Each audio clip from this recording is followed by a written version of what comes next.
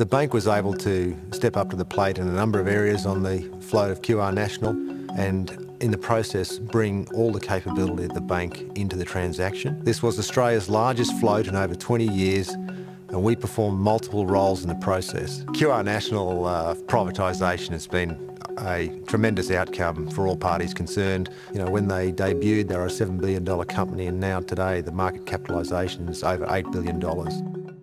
Well, Ian, thanks very much for joining us on CEO Hub. It's great to have you. My pleasure, Alan. Obviously, this is about being a CEO, and you're the CEO of a sporting organisation. Perhaps you can tell us a bit about how different it is being a CEO of a sporting club as opposed to an ordinary company.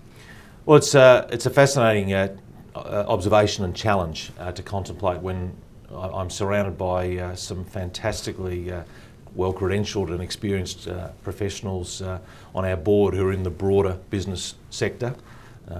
People like David Evans and Paul Little, to nominate two, whose industries and perspective cuts across a far broader context of where we're at, certainly if only measured by things like turnover.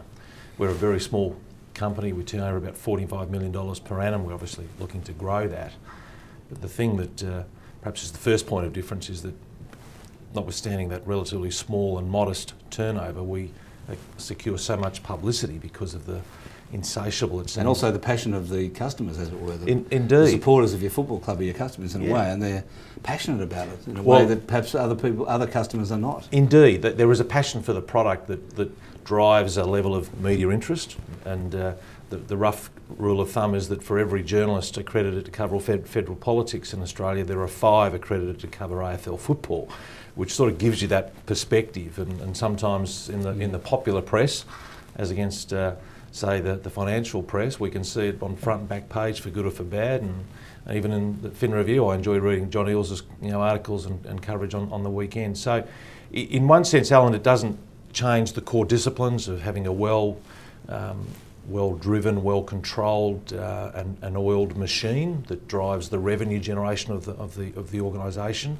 but recognising that whilst having that discipline in a business sense, you've also got to have an enormous empathy for the product, and the product's a game, and there is a culture around the game that reflects a club ethos, and it's about striking the right balance. But do you regard it as a product, as your product? And do you have to, or do you need to sort of temper that a little? Well, I think that the true ownership of the product rests with the Commission in terms of the ultimate governorship, the mothership, if you like, and I think it will go down as one of the smarter business decisions of our game. And even now we see the NRL continuing to challenge themselves to perhaps replicate our model of an independent commission. So taking away the stewardship of the game away from the tribal interests. And so that's what you're talking about. The good decision was to remove control of the game from the clubs to the Commission, to the AFL Commission. It drives us mad from time to time, as inevitably it will, when decisions perhaps don't go our way. But if there was a critical point in the last 20 years, I don't think you could find a much more important off-field one, certainly. And then the custodianship that then goes to the game itself proper, and what happens on-field. You've got the rules of the game committee, and again, changes evolve there, and inevitably we always find a way to come up with an emotional and hysterical reaction at news of another rule change, and then years later it's like, well, what happened there? And it seems as though it's been with us forever. So we enjoy at the responsibility we have to foster the game by being a member of the league, but ultimately the responsibility that I have as Chief Executive, that David has as Chairman, is to act in the best interests of the members of the Essendon Football Club, not the shareholders, the members, the people who buy the membership tickets. But are they your shareholders? Are they like your shareholders? In essence, yeah. We're a not-for-profit entity, a not-for-profit in that we need to generate profits, but not-for-profit in that we do not distribute those profits. We reinvest them back into the organisation to deliver community outcomes. Does the fact that the AFL itself controls the game mean that you're in effect a divisional general manager? Good point. There are times when you might feel that way in terms of some of the frustrations, particularly with some of the the socialistic type levers that are applied in the game. For example, the draft and the salary cap, and perhaps the draft is the most telling one of all. That by definition, there's a policy that is enshrined to ensure that teams fail in order for everybody to have their turn at succeeding. And we as a football club, we were at the peak of our powers in 2000, only lost one game, an extraordinary season, win a premiership, and here we are at 2011 and haven't won one since, and outside perhaps of the grand final in 01, haven't looked like winning one. Now the system says in some respects that's good because we want other clubs to have their share.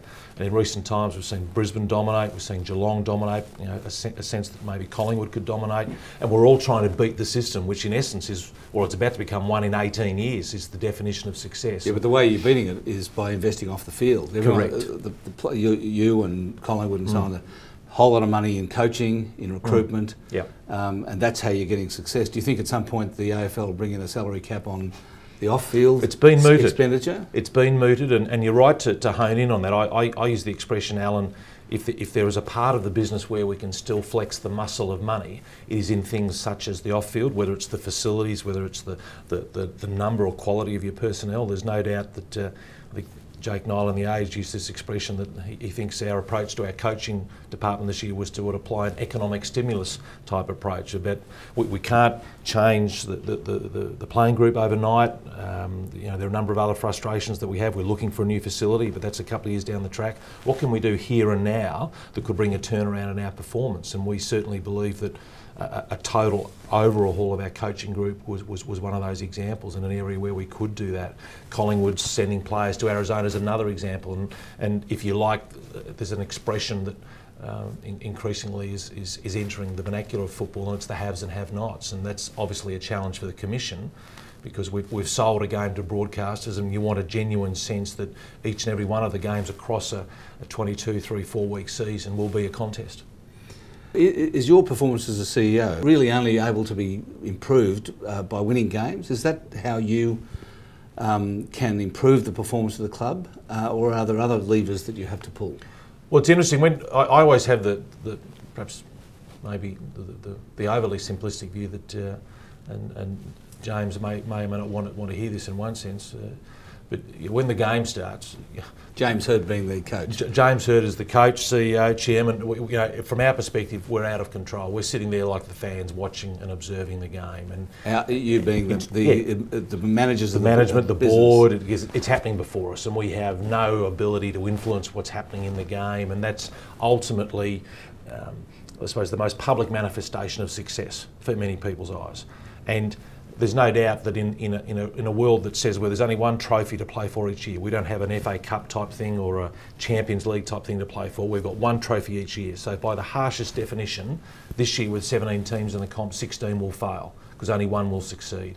So you have to come up with a graduated scale of other important measures of success, and part of that, Alan, is gathering the resources. Back to our earlier point, that I see my job, aside from, I suppose, overseeing the overall smooth running of the club, as a resource investigator in gathering the resources to be able to empower the football department to do what they do better, because inevitably, a bit like Oliver Twist, they're always good at coming back each year and say, more please, sir. Right. It's interesting. I was discussing the other day, I had a conversation the other day with a director of the Bank of England. All right. And the board of the Bank of England do not set monetary policy. There's a group that sets monetary policy that they don't control. Right. And this guy said that his job was to make sure that they had the resources they needed to set monetary policy correctly. And it sounds a bit like that's what that's your job, is to ensure that James Hird and the coaching staff and the team have the resources. Well, it comes about even, young Alex Brown made his debut on Friday night. I sat with his mum and dad watching the game, and Murray Brown's a Collingwood past player, and there's inevitably the overlaying of family rivalries in football is a great feature of this city and indeed our competition. But our commitment to any mum and dad is that we say, we can't tell you where your boy will finish. Only talent and his ability to be coachable, to listen, will truly reflect. But what we can do is demonstrate our commitment to ensure that he will be the best that he can be. And again, part of that is about the hardware, the buildings, the environment we put them in, and the software, the people, both from a welfare, from a development, from medical services, and ultimately right down fundamentally to the basics of coaching. And in that sense, I see that there are two people in the club, Alan, who've perhaps got the hardest jobs. And one's a very public role, the head coach, who's the person who ultimately is most held to account, because we have a thing called you talk about the stock exchange every day. We have we have a thing called the league ladder that comes out every week after you win or lose, and that's a very public measurement of success. And the other person is our Chief Commercial Officer, a chap in our organisation called Richard Burnett, and his job is to go and find the money. Because we do break perhaps one of the most fundamental rules of business. First rule of business, I think, I find my economics from Monash is still relevant, is that income should exceed expenditure. In sport, we're very, very good at certainly saying... it's helpful if that happens. In the long term, yes. In football, we're very, very good at saying, right, no, we're going to go, this is what we're going to spend. And we're very, very good at meeting those budgets. And then we say, now we have to go and raise that income in order to balance the books up at the end of the year, you know, with the way, particularly with the fixed nature of our contracts with players and coaches. But what are your KPIs? I mean, what are you paid a bonus for? My bonuses are relevant and triggered by things like the overall economic performance, and then that's broken down whether it's in sponsorship, whether that's in membership, whether that's in attendance and what that relates to in terms of gate returns, overall profitability. We've gone through this year we look like in our budget, going through both our budget number and from a membership perspective, but also our stretch budget. So that's good in isolation. But we always continue to make the point, Alan, that whilst one part of the business might be firing and really humming, the lights will shine brighter on all of us when the whole club is up and firing. And again, Collingwood is the premiership club this year, and I was fortunate enough to be a part of a journey at Hawthorn in 2008 where everything came together really, really well for that one particular season, and an ultimate success was secured. And that's the best time for everybody to be a part of, as against worrying about individual bonuses or triggers. So you've moved between clubs, as you say, you're at Hawthorn, now you're at Essendon. Do you think that you would be able, that your skills would be translatable into business? Do you feel like you would be able to go and run a business of a similar size that wasn't a sporting club? I'd like to think I could, and indeed bigger, because I think in some respects, once the numbers start to add up, the rules don't change so much.